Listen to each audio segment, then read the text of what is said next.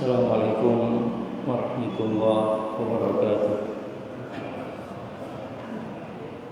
Innal hamdalillah nahmaduhu wa nasta'inuhu wa nastaghfiruh wa na'udzu billahi min shururi anfusina wa min sayyiati a'malina. May yahdihillahu fala mudilla lahu wa may yudlil fala hadiya lahu. Asyhadu an la ilaha illallah wahdahu la syarika lah wa asyhadu anna Muhammadan abduhu wa rasuluh. Ya ayyuhalladzina amanu taqullaha haqqa tuqatih wa la tamutunna illa wa antum muslimun. Ya ayyuhan nas taqu rabbakum alladzi khalaqakum min nafsin wahidah wa khalaqa minha zawjaha وبث منهما رجالا كثيرا ونساء واتقوا الله الذي تساءلون به والأرحام إن الله كان عليكم رقيبا. يا أيها الذين آمنوا اتقوا الله وقولوا قولا سديدا يصلح لكم أعمالكم ويغفر لكم ذنوبكم ومن يطع الله ورسوله فقد فاز فوزا عظيما. أما بعد فإن أصدق الحديث كتاب الله وخير الهدي هدي محمد صلى الله عليه وسلم وشر الأمور محدثاتها وكل محدثة في الدين بدعة وكل بدعة ضلالة وكل ضلالة في النار. Alhamdulillah, alhamdulillah, summa alhamdulillah. Segala puji bagi Allah Subhanahu wa taala atas semua karunia, limpahan rahmat dan nikmatnya, hingga malam ini kita bisa duduk bersama di majelis yang mulia ini, majelis yang insya Allah akan mengantarkan kita kelak, memudahkan kita kelak menuju surga Allah Subhanahu wa taala. Karena majelis yang kita hadiri malam ini adalah majelis ilmu, di mana Nabi sallallahu alaihi wasallam bersabda, "Man salaka tariqan yaltamisu fihi ilman, sahhalallahu lahu bihi tariqan ilal jannah." Barang siapa menempuh jalan untuk mencari ilmu, maka Allah akan mudahkan baginya jalan menuju surga. Mudah-mudahan kita semua yang hadir di majelis ini tercatat sebagai hamba-Nya yang telah dimudahkan oleh Allah Subhanahu wa taala untuk memasuki surga. Salawat dan salam semoga tetap terlimpahkan kepada Nabi kita Muhammad sallallahu alaihi wasallam, kepada keluarga beliau, sahabat-sahabat beliau, dan orang-orang yang senantiasa istiqamah meniti jalan kehidupan beliau.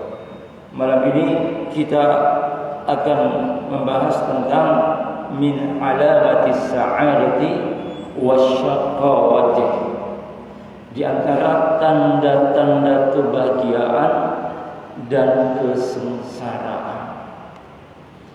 Ulama dahulu sangat luar biasa sekali terkait dengan masalah hal-hal yang membuat orang bahagia dan hal-hal yang membuat orang sengsara. Dan kalau kita baca kitab ini, kita akan sampai pada satu kesimpulan.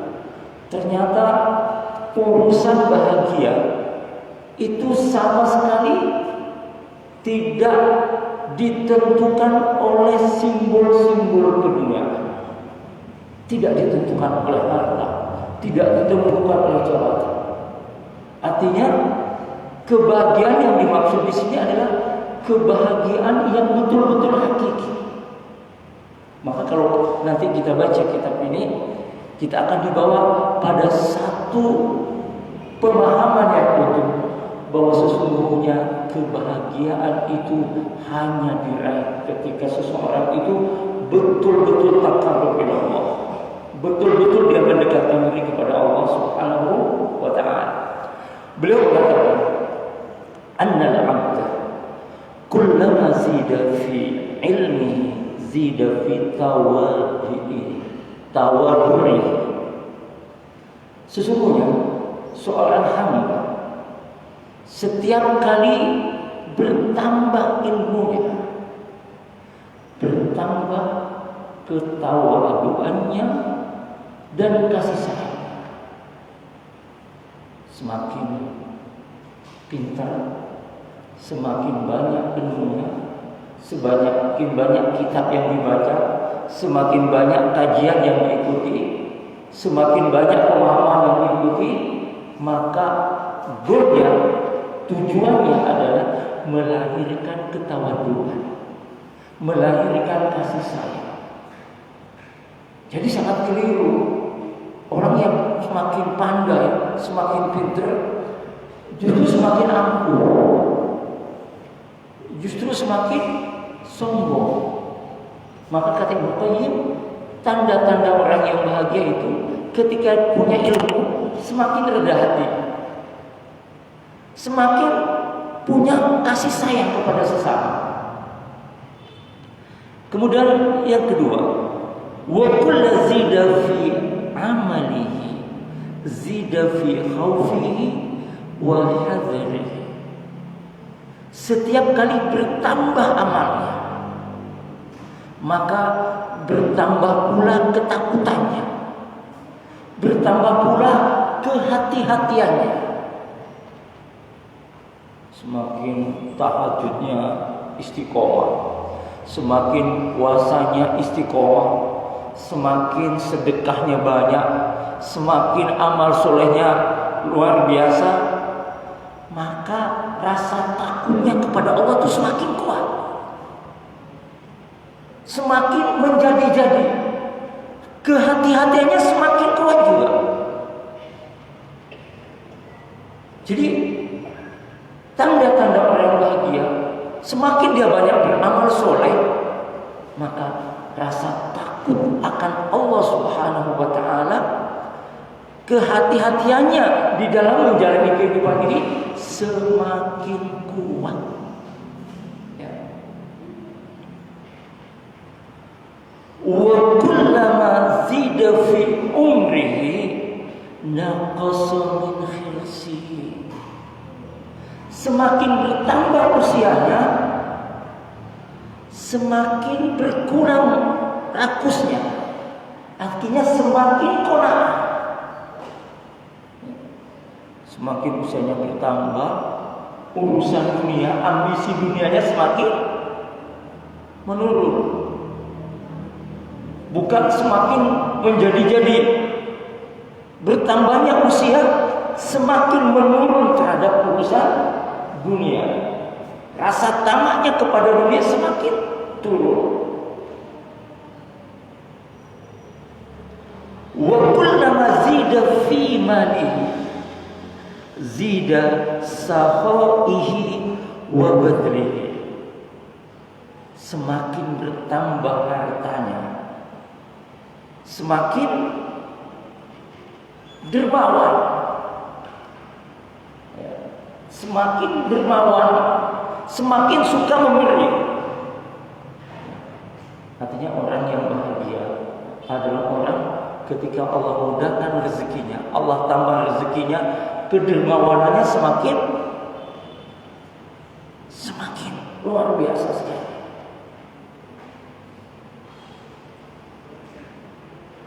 Wa kullama zida fi qadrihi wa zida fi qurbihi minan nas wa qada'i hawaijihim wa tawaddu'i lahum. Semakin bertambah, semakin meningkat martabatnya, semakin meningkat derajatnya, ya, kedudukannya, semakin dekat dengan masyarakat, semakin dekat dengan lingkungannya. Ya, artinya yang tadinya misal pegawai rendahan, pegawai biasa, tiba-tiba seiring berjalan waktu jadi pejabat, kedudukannya semakin tinggi, bertambah kedudukannya semakin tinggi. Kata Ibnu Qayyim, orang ini akan bahagia ketika jabatan kedudukannya semakin membuat dirinya dekat dengan masyarakat, bukan semakin jauh, semakin dekat, ya, Bahkan kata beliau, wa qada'i hawaijihim wa tawadu ilahum. Semakin berupaya memenuhi kebutuhan masyarakat. Artinya pangkatnya, gelarnya, jabatannya membuat senang lingkungannya. Kenapa membuat senang lingkungannya? Karena keberadaannya betul-betul bermanfaat buat lingkungannya. Ya, orang yang tidak punya dibantu, orang yang mengalami kesusahan untuk menjadikan pekerjaan dia bantu. Nah, orang yang seperti ini akan bahagia. Maka tanda-tanda kebahagiaan disebutkan tadi sama sekali tidak ada urusannya dengan dunia. Sama sekali. Artinya amalan-amalan yang melekat pada hati. Artinya semakin status sosial orang itu semakin tinggi, semakin disenangi orang-orang. Kenapa? Karena dia tidak membuat jarak antara dirinya dengan masyarakatnya. Tidak membuat tembok pemisah antara dirinya dengan lingkungannya. Siapa yang tidak senang punya pejabat, punya ini, tapi diundang, suka silaturahmi kepada tetangga, suka menolong, pasti senang. Ya. Maka itulah tanda-tanda kebahagiaan. Kemudian apa tanda-tanda kesengsaraan itu? Kata beliau, annahu kullama zida fi ilmihi zida fi kibrihi wa dihi. Semakin bertambah ilmunya, semakin sombong, semakin angkuh, semakin pintar, semakin banyak ilmunya, semakin angkuh, meremehkan orang lain yang tidak selevel ilmunya dengan dia. Kamu kan cuma lulusan pesantren, baru lulus lagi. Kamu kan cuma belum S2, nggak level ngomong dengan saya. Seperti itu. Ini kata Ibnu Qayyim, orang ini bukan bahagia. Orang yang model seperti ini orang yang sengsara. Karena orang seperti ini jelas hatinya itu nggak pernah tenang, nggak pernah nyaman. Sebab orang seperti ini, kalau ada orang yang lebih pintar daripada dia, pasti cret, langsung turun. Nah, yang tadi begini, ada orang yang lebih pintar daripada dia, tahu dia lebih pintar, langsung cret. Tapi orang yang tadi disebutkan orang yang bahagia tadi, yang paling baik semakin bertambah ilmunya, semakin tawadu, semakin rasa kasih sayang semakin luar biasa. Ada orang yang lebih pintar, dia tambah senang dia. Melihat orang ada yang lebih pandai daripada dia, yang lebih berilmu daripada dia akan belajar. Nah, orang yang model begini, yang sombong dengan ilmunya, gengsinya kuat, angkuhnya kuat, sehingga tanpa sadar dia merendahkan dan meremehkan orang lain yang mungkin secara ilmu tidak sama dengan dia. Itu kata beliau. Yang kedua, kullama zida fi amalihi zida fi farihi wa ihtiqarihi linnas wa husni dhannahu bi nafsihi.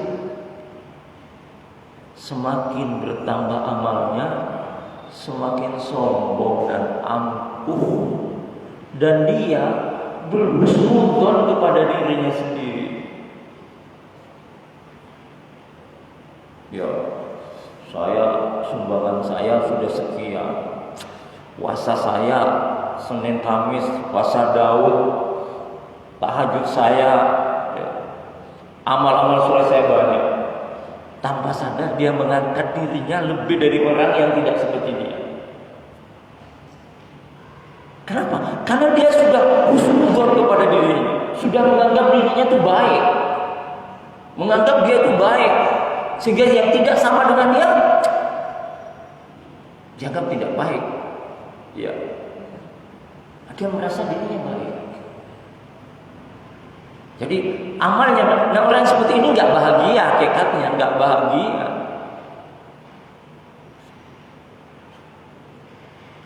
Wa kullama zida fi umrihi zida fi hirsihi. Semakin bertambah umurnya, semakin tamak sama dunia, semakin rakus sama dunia. Kata anak sekarang, sudah bau tanah tapi tetap yang dibicarakan dunia terus. Sampai ngantarin jenazah ngomongin dunia. Sampai di liang lahat dia orang dikubur ngomongin dunia. Tidak ada waktu kecuali dunia, dunia dan dunia. Kata Ibnu Qayyim, orang seperti ini sengsara. Ini tanda-tanda orang yang sengsara, kata Ibnu Qayyim.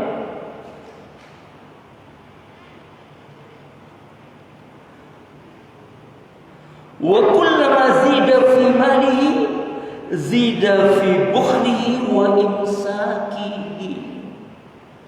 Semakin bertambah hartanya, semakin pelit dan kikir. Orang pelit dan kikir ini, waduh, gak tenang hidupnya. Sungguh orang pelit kikir itu sungguh gak tenang gitu. Karena dia takut kehilangan dengan hartanya semua, takut kehilangan. Takut hartanya ada yang ambil, takut hartanya ada yang menikmati. Sampai kalau mau makan, lihat kanan, lihat kiri dulu. Takut ada yang lihat, takut ada yang minta. Kadang seperti itu orang pelit itu. Mau naik mobil, lihat dulu, takut ada tetangga kanan kiri yang mau ikut. Bisa jadi seperti ini. Kata Ibnu Qayyim, orang seperti ini itu bukan bahagia. Orang seperti ini menderita. Bukan bahagia orang seperti ini, tapi orang seperti ini menderita. Bukan bahagia.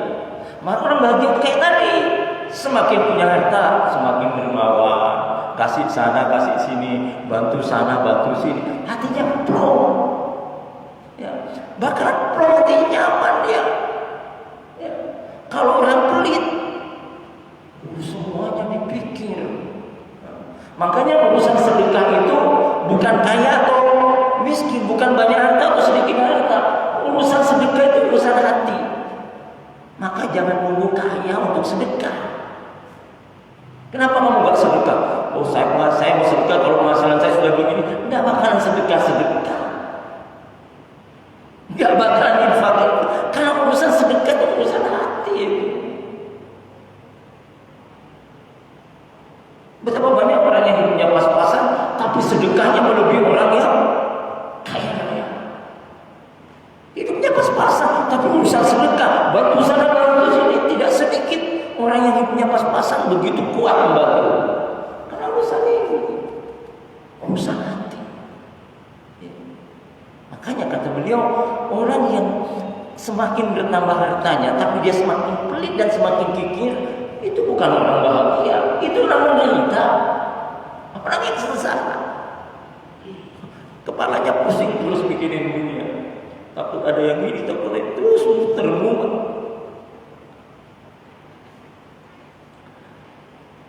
Wa kullama zida fi qadri wajhi zida fi kibri watihi. Semakin bertambah kedudukannya, semakin meningkat status sosialnya, semakin angkuh dan sombong. Tadinya masih belum punya apa-apa, ya, diundang tetangga datang, lewat di depan rumah tetangga bilang salam, disapa temannya senyum, status sosial meningkat dan lain. Ya. Yang tadinya cuma naik sepeda motor jadul, sekarang sudah bisa setir mobil. Disapa sudah tinggal gini. Sampai apa saya? Kalau nggak selevel nggak mau. Kata Muqayyim, orang seperti itu bukan orang bahagia, orang yang menderita.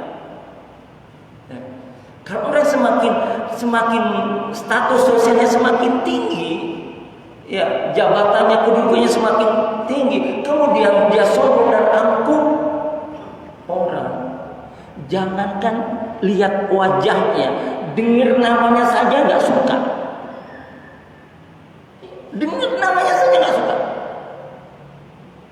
Lihat, mungkin di antara kita lihat tokoh-tokoh di negeri ini, yang mungkin bagi sebagian orang ini fulana ini tokoh ini begini. Kita jangankan lihat orang, dengar namanya sudah nggak minat. Apalagi tetangganya, nggak pasti lihat orang seperti ini, angkuh, sombong dengan status sosialnya. Kata Muqayyim, orang yang seperti ini bukan orang bahagia, tapi orang yang menderita.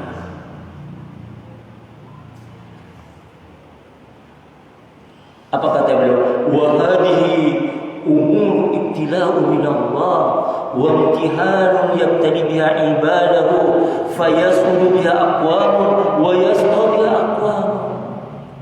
Semua perkara ini adalah ujian dari Allah Subhanahu wa taala. Ada yang lulus dengan ujian Allah, ada yang tidak lulus dengan ujian Allah Subhanahu wa taala. Maka kata beliau, wa kadzalika al-karamah imtihanun wa ibtila'u kal mulk. Seperti apa? Ujian kemuliaan seperti apa? Kekuasaan. Kekuasaan itu ujian. Maka sangat aneh orang sekarang itu rebut minta ujian. Iya kan? Rebut mau jadi ini, rebutan mau jadi itu, rebutan mau jadi, padahal ini ujian. Minta ujian yang berat. Yang tadinya cuma jadi kepala rumah tangga, ya, jadi kepala rumah tangga dengan anak, istri, pembantu, hanya mungkin 6 atau 10 orang di dalam rumah. Tapi tidak puas, minta ujian. Jadi apa? Jadi kepala desa misalnya, orang sekampung, sak desa itu berapa jumlahnya? Dan itu tanggung jawab dia. Tanggung jawab dia. Kalau ada apa-apa dengan masyarakatnya, dia bertanggung jawab di hadapan Allah Subhanahu wa taala. Hanya orang yang ininya konslet yang mau melakukan itu semua. Orang yang ininya gak paham dengan hakikat hidup, yang berebutan untuk dapatkan itu. Ibaratkan yang tadinya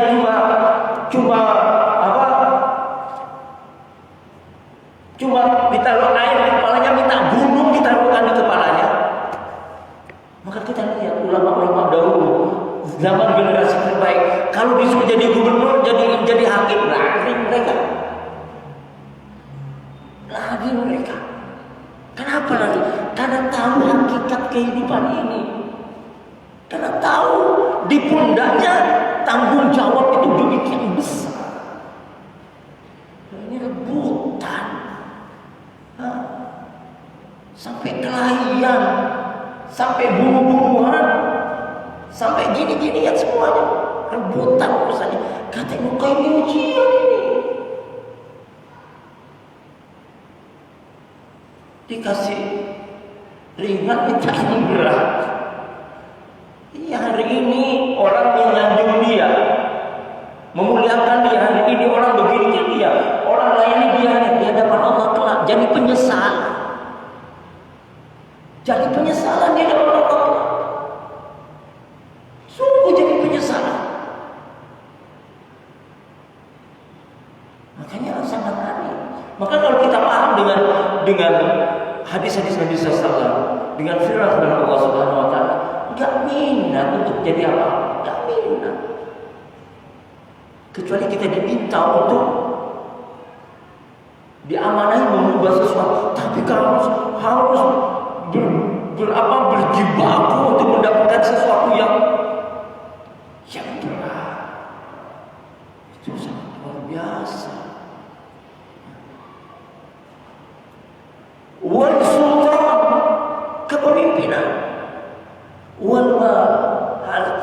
Itu semuanya ujian dari Allah Subhanahu wa taala.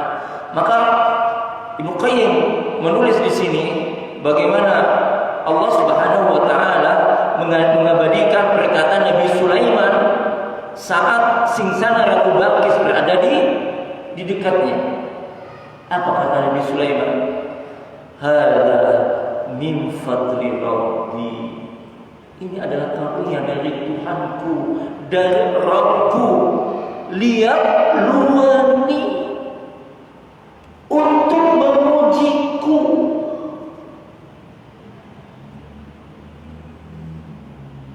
Untuk mengujiku.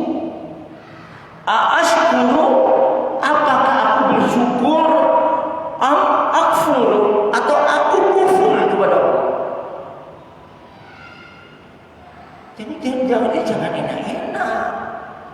Allah kasih jabatan, Allah kasih kemudahan rezeki, semuanya itu ujian dari Allah Subhanahu wa taala. Ujian. Bukan sesuatu yang diambil ini sesuka hatimu, tidak, itu ujian. Ya. Lihat kisah Abdurrahman bin Auf. Bagaimana saking kayanya beliau, saking luar biasanya kayanya, sampai bingung hartanya mau diapain. Sebab kalau Allah mau nambahin, kalau Allah mau kasih harta kepada hambanya, Allah mudahkan hamba itu untuk mendapatkan harta, maka akan mudah harta itu kepadanya.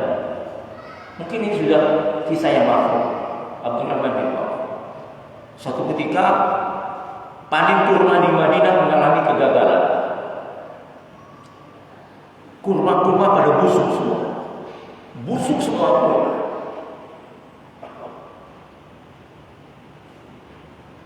Abdurrahman bin Auf, kurma itu dibeli dengan kualitas kurma, bukan busuknya, tapi sebagaimana kurma yang bagus dibeli semua, dibeli.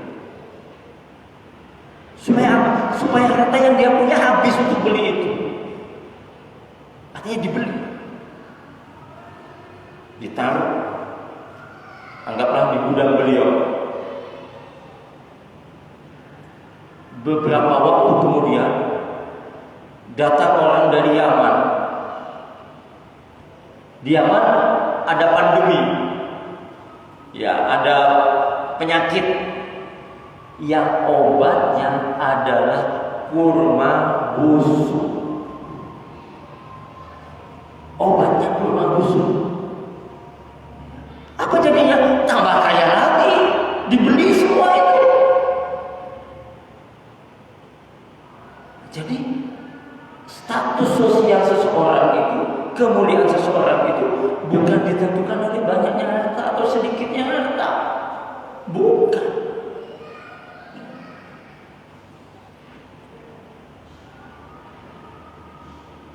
Maka beliau mengatakan fan-ni'am ibtala'un minallahi wa imtihanun yadhuru bihi syukur wa kufru syukur. Maka nikmat Allah itu adalah untuk melihat kesyukuran orang-orang yang bersyukur, kekufuran orang-orang yang kufur. Artinya kalau Allah kasih mudahan harta sama kita, Allah mudahkan harta kita, Allah mudahkan rezeki kita, kemudian kita tambah istiqomah, tambah tawadhu, tambah rendah hati, tambah kasih sayang, tambah kemudian banyak amal soleh, bantu sana bantu sini, alhamdulillah. Insya Allah itu akan jadi nikmat, akan jadi amal soleh kita. Yang berbahaya adalah bertambahnya harta, meningkatnya status sosial, semakin membuat orang itu jauh dari Allah Subhanahu wa taala. Ya, kesibukan bisnisnya, kesibukan ininya, kesibukan itunya menjauhkan dia dari Allah. Yang tadinya istiqomah sholat berjamaah di waktu di masjid, dengan bertambahnya omset dagangnya sudah tidak lagi ke masjid. Yang tadinya istiqomah sholat tahajud, dengan bertambah ininya bertambah itunya, semakin sudah hilang. Ya. Maka Allah Subhanahu wa taala berfirman, "Fa'ammal insanu idza mabtalahu rabbuhu fa'akramahu wa na'amahu fayaqulu rabbi akraman." Adapun manusia, kata Allah, jika aku uji dia, jika Allah uji kemudian Allah muliakan dan Allah memberikan nikmat kepadanya, fayaqulu rabbi akraman, dia mengatakan bahwa Allah telah memuliakanku. Jadi orang-orang itu, ini Allah sudah jelaskan di sini bahwa manusia itu fa'amal insanu idza mabtalahu rabbuhu, adapun manusia jika Tuhan yang memujinya dan memuliakannya dan memberikan nikmat kepadanya, fayaqulu rabbi akraman, dia menyangka bahwa Allah telah memuliakan dia. Wa amma idza mabtalahu faqadara alaihi rizqahu fayaqulu rabbi ahanan, dan apabila Allah membatasi rezekinya, dia mengatakan Tuhanku telah menghinakanku. Kata Ibnu Qayyim, laisa kullu man wassa'tu alaihi wa akramtuhu wa na'amtuhu yakunu dzalik ikraman minni lah, wa la kullu man dayyaqtu alaihi rizqahu wa tadaituhu yakunu dzalik ihanatan minni. Bukan sama sekali. Luasnya rezeki tidak berarti kemuliaan buat orang itu. Sempitnya rezeki tidak berarti kehinaan terhadap orang itu. Artinya luasnya rezeki, sempitnya rezeki itu tidak menjadikan kemuliaan dan kehinaan. Tidak menjadikan kemuliaan dan kehinaan. Maka beliau mengatakan manusia itu hakikatnya hamba Allah yang paling baik, paling mulia, makhluk Allah yang paling mulia. Jika seperti apa?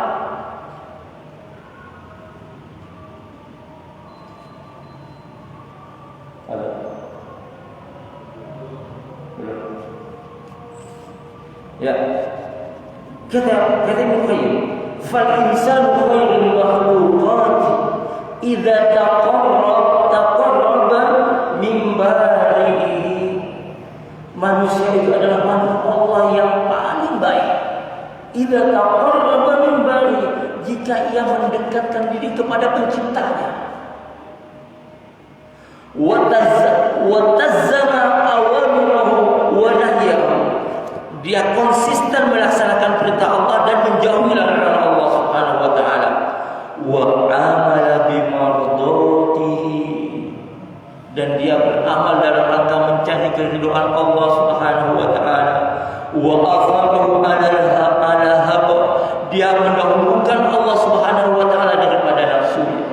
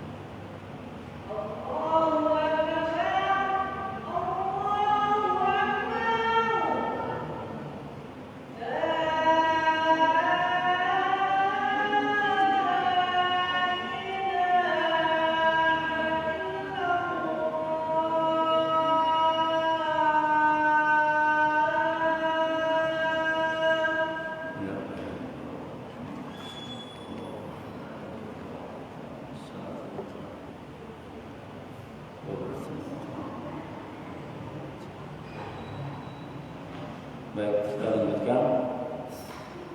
Alhamdulillahirabbil alamin wassalatu wassalamu ala asyrofil anbiya'i wal mursalin Muhammadin wa ala alihi washabbihi ajmain.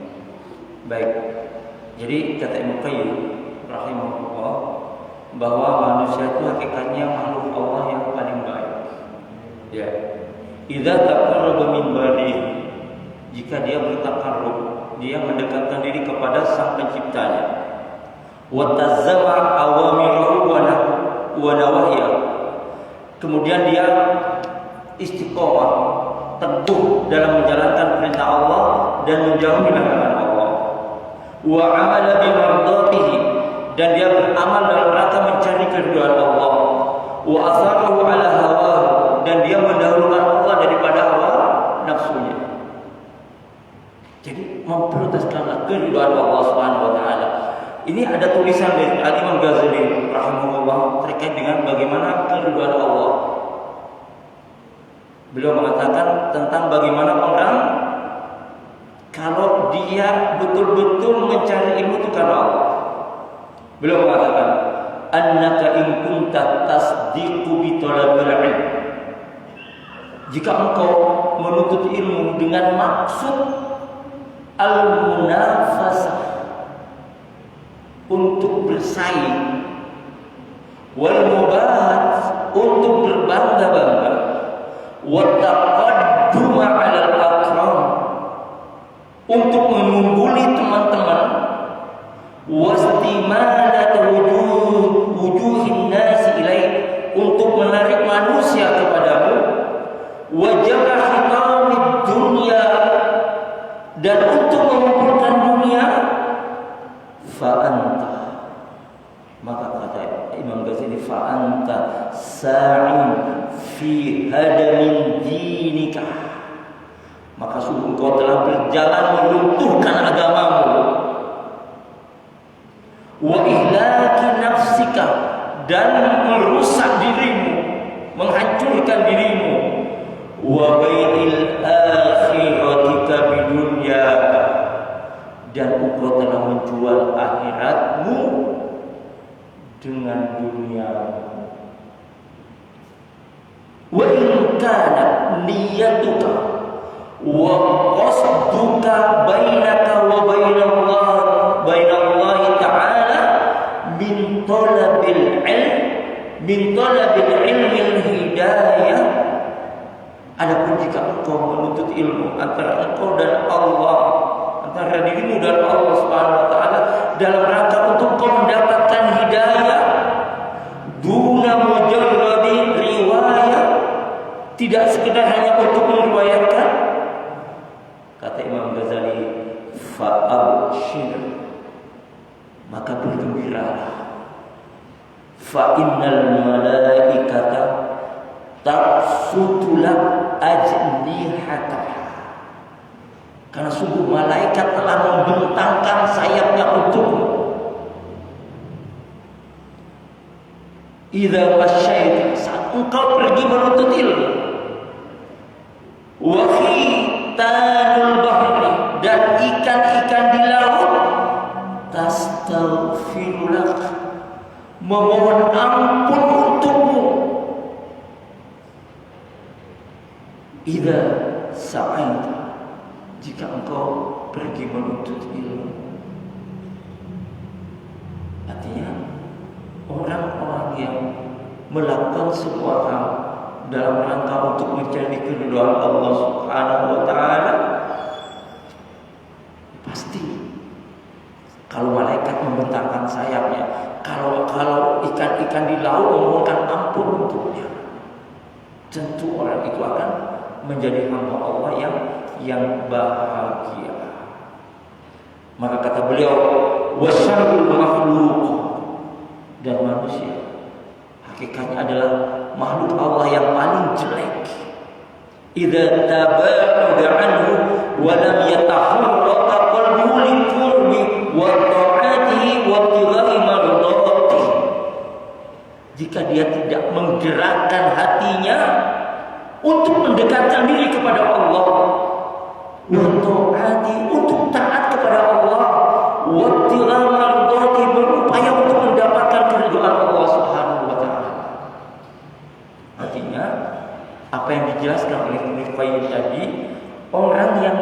pada ciri-ciri orang yang sengsara itu adalah orang yang tidak dalam rangka karena Allah. Maka kalau kita korelasikan dengan pendapat beliau di sini adalah makhluk Allah yang paling jelek.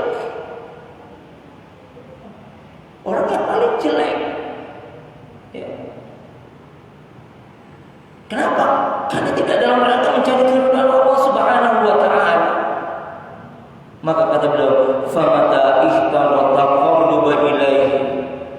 Akan tapi jika seorang berupaya mendekatkan diri kepada Allah, wa atharahu ala nafsihi, mendahulukan Allah atas dirinya dan hawa nafsunya, faqad haqqama qalbahu wa aqlahu wa imanahu ala nafsi wa syaitani.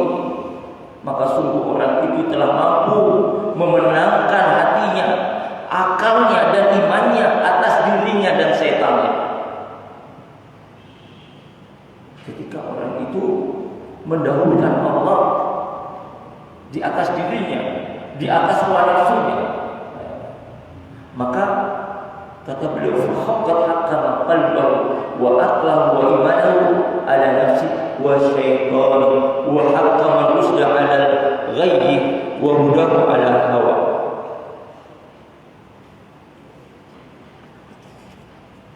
Kemudian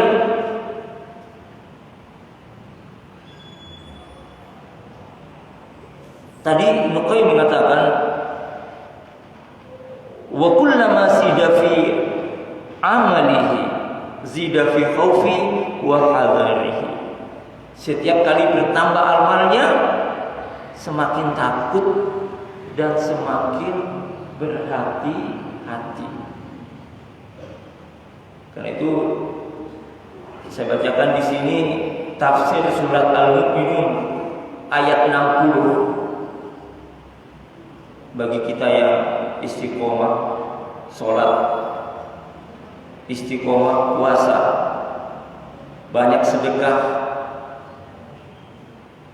coba kita renungkan tafsir ayat ini yang langsung dari lisan Nabi Sallallahu Alaihi Wasallam. Walladzina yu'tuna ma ataw wa qulubuhum wajilatun annahum ila rabbihim raji'un. Orang-orang yang memberi apa yang telah mereka beri, namun hati mereka takut, karena sesungguhnya mereka itu takut, karena mereka tahu mereka akan kembali kepada Allah Subhanahu wa taala. An Aisyah annaha qalat, dari Aisyah berkata, dia bertanya kepada Rasulullah, ya Rasulullah, alladzina yu'tuna ma ataw wa qulubuhum wajilatun huwa alladhi yasrik wa yazni wa yashrabu khamra wa huwa Allah azza wa jalla. Apakah yang dimaksud orang yang takut di sini adalah dia seorang pencuri, seorang pezina, pemabuk, sehingga dia takut untuk ketemu Allah?